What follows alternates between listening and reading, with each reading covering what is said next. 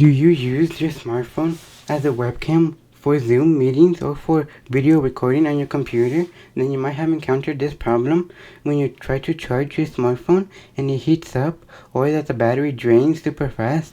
I'm going to be showing you this trick that you can do. I'm going to be using this fan, and I'm going to mount this fan to the phone mount right here. And when you use this fan, your phone is no longer going to heat up, and you can be charging your phone for long periods of time, and you can be using your phone for long periods of time as a webcam. I'm going to be mounting this fan onto the phone mount. And then when you mount it, you might hear a difference in the sound. That's because the airflow needs to be happening, and the phone blocks the airflow right here. So what you need to do is I'll show you what I mean right now. I'm going to turn on the fan, and you might hear a difference in the sound right here. On this side, air should not be coming in from the fan. It should be coming in from this side. I'll show you that right now. Now, what you want to do is you need to get something and wedge it in from the back a little bit right here, you see? Then, you should be having good air flowing right here, and then there should not be more air coming in from this side of your fan. Air should be coming in from the fan side to your phone. Now I'm going to be showing you how you can make this adapter fan right here. Now the first thing you want to do is grab your soldering iron and you want to heat it up right here. I'm going to be putting some butane inside the soldering iron right here. Now that your soldering iron has butane, you want to turn it on. Turn on your soldering iron and let it warm up.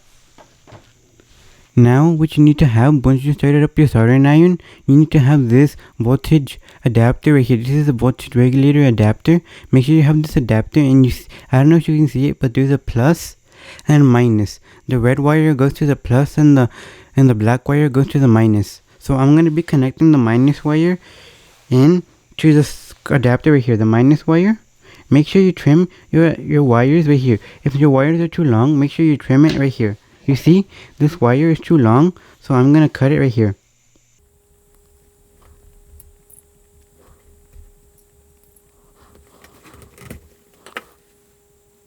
Now that your wire is cut, what you need to do is you need to twist your wire. Twist your wire, and then you want to grab your adapter and plug this adapter into the negative wire right here on the adapter. You need to plug your wire into the negative of the adapter right here.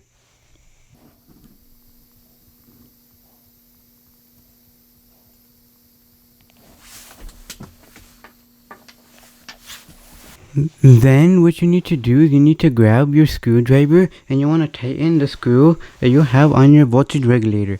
Tighten the screw that you have on your voltage regulator right here.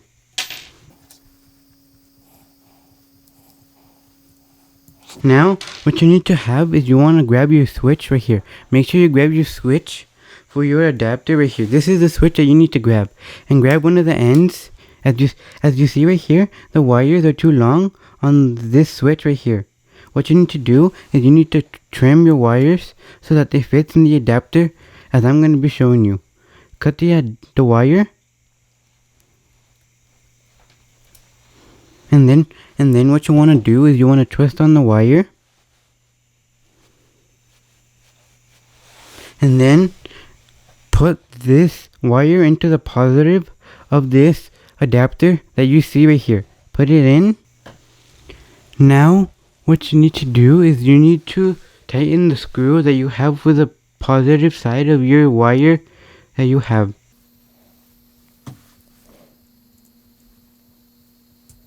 Now you see you got the wire connected from the switch to the fan as well.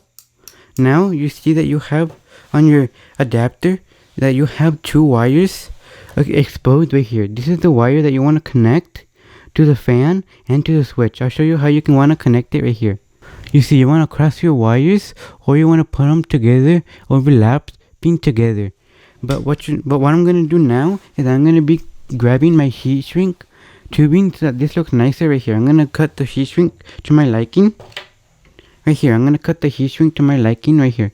Make sure your heat shrink covers the whole wire that you're going to be soldering the wires to, because if you cut it short, then this will not work, and then your solder is going to get exposed without the heat shrink. Now I cut the heat shrink tubing, and you do not need the heat shrink right now. What you need to do with the heat shrink is you want to grab the wires on your heat shrink.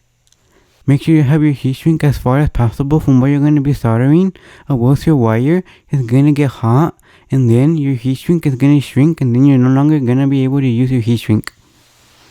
Now, you want to join the two wires together. Join these two wires together.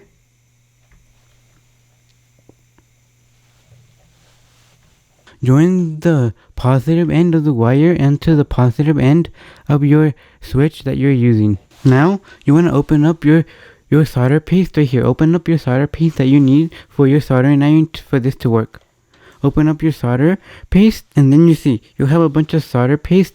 Grab a bit of solder paste. This is good, and then you want to smudge it on to the wire that you're going to be soldering. Now you can remove this from your hands, and you do not need that, or else your hands are going to get sticky when you use it. Now, what you want to do is you want to grab your adapter, which is the switch, and then you want to grab your soldering iron and your wires right here. Grab your soldering iron, and you want to grab your solder paste that you're going to be using. Grab your solder. Grab your lead solder that you're going to be using to solder your wires together. Now what you want to do is, once you added your solder paste right here, you no longer need your solder paste, and then once you added it, you want to grab your solder, which is the lead solder. Make sure you grab your lead solder right here. And then what you want to do is grab your soldering iron, and then what you need to do is you want to heat up your wire that you're going to be soldering together. Make sure you heat it up like this. First, you want to tin your tip of your soldering iron so that it doesn't oxidate. Make sure you tin the wire that you are soldering with. Make sure you tin your soldering iron tip, or else it's going to get oxidated when you use it again. Now, once you're done tinning your tip on your soldering iron like this, once you're done tinning the tip on your soldering iron, grab your soldering iron and grab your solder that you're going to be soldering the wire to, and make sure you heat up your solder on the wire like this. Make sure you heat up the wire, then apply the solder that you're going to be soldering the wire to right here.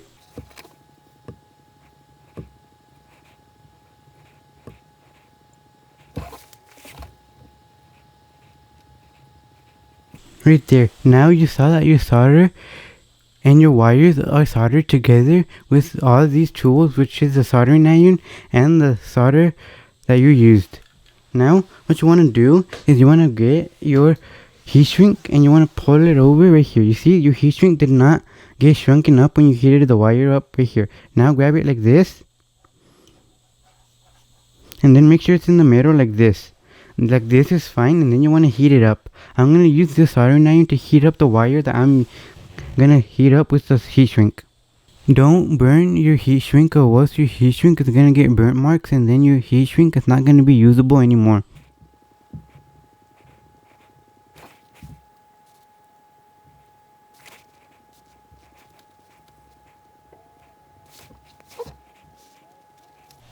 Now you saw that your wire got heat shrinked, and you no longer need your soldering iron or your flux right here. You no longer need your flux.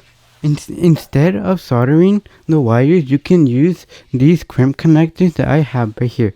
You can use the male end and the female end of the crimp connectors so that you do not have to solder the wires. You just need to insert the wires inside the crimp connectors and crimp the wires like this. So it's basically going to be looking like this when you have it connected to your wires. They're going to be having like this so that you can connect the wires from your switch in case you want to use the switch again, and you not need to have it soldered in case you need to use your switch with another application that you need. So that's why you can use crimp connectors, but I use soldering iron right there. Now I'm going to be showing you the finished product that we have created with the fan and the voltage regulator. Connect this adapter into the voltage regulator, and then you have on your voltage regulator, you have the dial that you can choose whatever voltage you want. I'm going to leave it right here. You can use this little dial key that comes with your voltage regulator adapter right here, you see?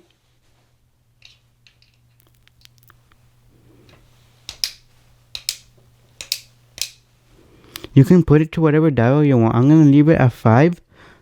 right here. I'm going to leave it at 5, and then I'm going to be turning on the voltage regulator for the switch. Now I'm going to be turning on the fan with the switch that we added to the fan adapter. I'm going to turn it on, and then the fan should be turning on as well. Now if you need to turn it off, what you need to do is you need to press the button on the switch to turn it off right here. See? It's going to be turning off on the switch, and the fan should turn off when I press the switch. I'm going to turn on the switch, and then the fan should turn on. Now if you want to turn off your adapter, what you need to do is you need to press the off button on your on-off switch that you have. Turn it off by pressing the off button, and then your fan should be turning off. You see, your fan turned off when you press the off button. That's how you can add a switch to the adapter so that you can have it running when you use your smartphone for your Zoom class or for recording videos, and so that your phone does not heat up when you use it for long periods of time. So please like, comment, and subscribe for more how-to videos like these ones.